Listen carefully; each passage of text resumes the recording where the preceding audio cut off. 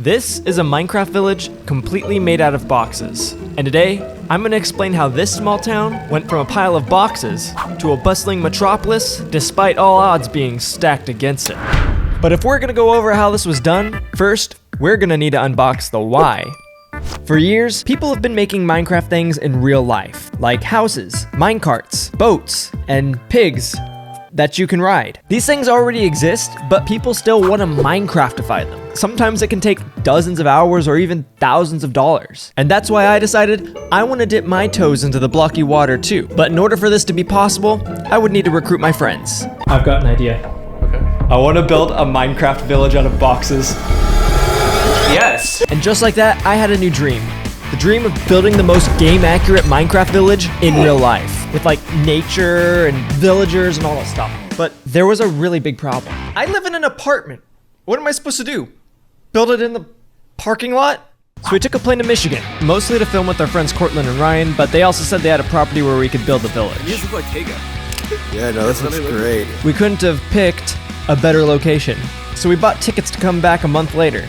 Now, we wanted to utilize this village in a short film we were making, so we set a hard deadline of May 18th to make sure we'd get all that good Minecraft greenness while we were filming. And that's when we ran into the next problem. How do you build a floor plan for this? Download CAD or 3ds Max? I'm not an engineer. I thought this was just gonna be a simple... So I booted up Minecraft, since the boxes we were getting would be to scale with a block. And I started building structures based off of Minecraft villages till I had one that was simple, yet more complex than a bunch of green tops, and would look cool on camera. Next, we put together a list of all the blocks that we'd need to paint, and we made blueprints to keep track of each building, layer by layer by layer. And now with all that out of the way, we reserved 450 boxes to pick up in Michigan.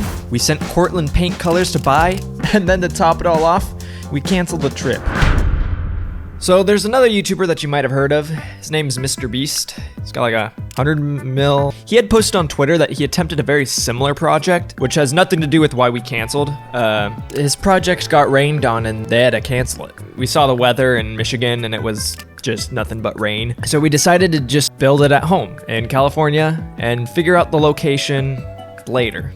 Because that's always a good idea, right? Alrighty, so this is our palette here. This is just about 1/8 of what we will be getting. 1/8. We're gonna do this 8 more times. But why are we driving with only half the boxes, Austin?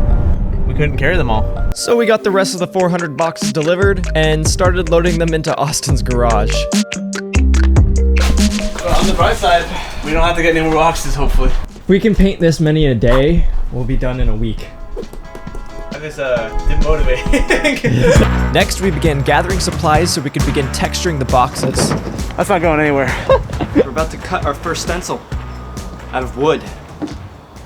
Because that one didn't work so well. Yeah, cardboard and wind is not. Yeah. Yeah, that's disgusting. Reminds me of first grade. Okay. We're at Home Depot to buy leather brown spray paint. No more leather brown, because we have it all right here. So we've officially started painting boxes. Our first test with the paint gun. This is about a stack and a half of cobblestone. Don't know how Steve does it. Look at my shoes, dude.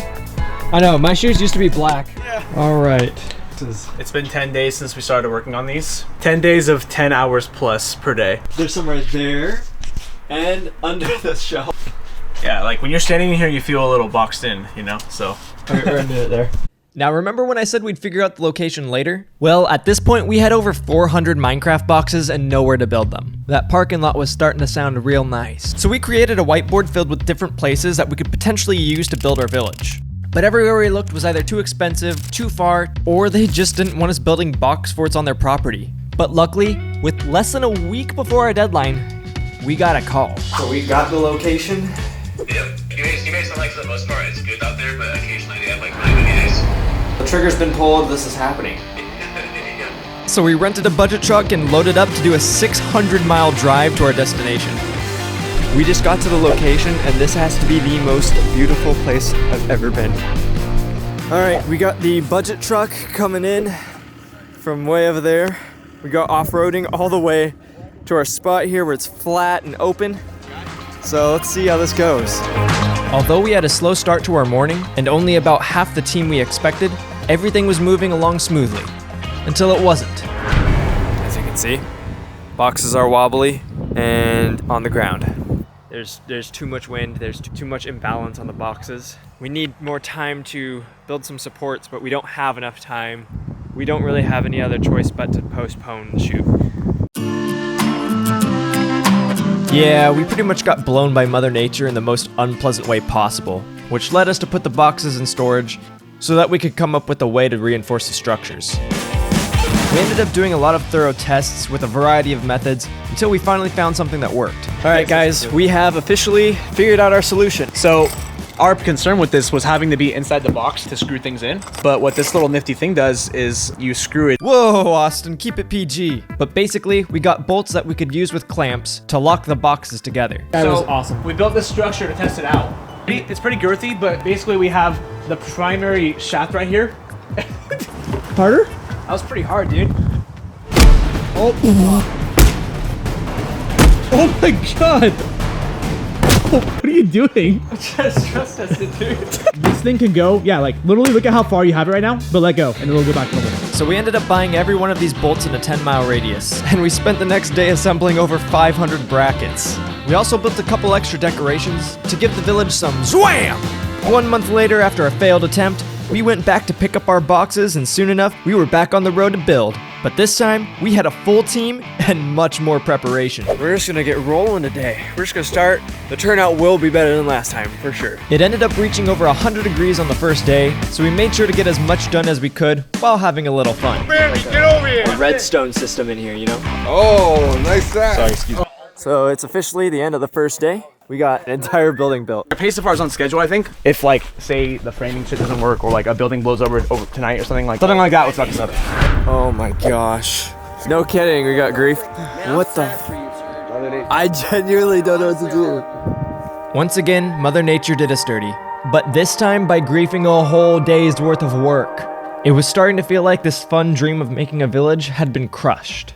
But this time was different, because we had resources, time, and a ridiculous amount of duct tape. But more importantly, we had a team that wanted to see this dream come true just as much as I did. And sometimes, that's all you need. Because look at this thing. It's got a church, it's got a well, it's got a cartographer. Now I know what you all might be thinking.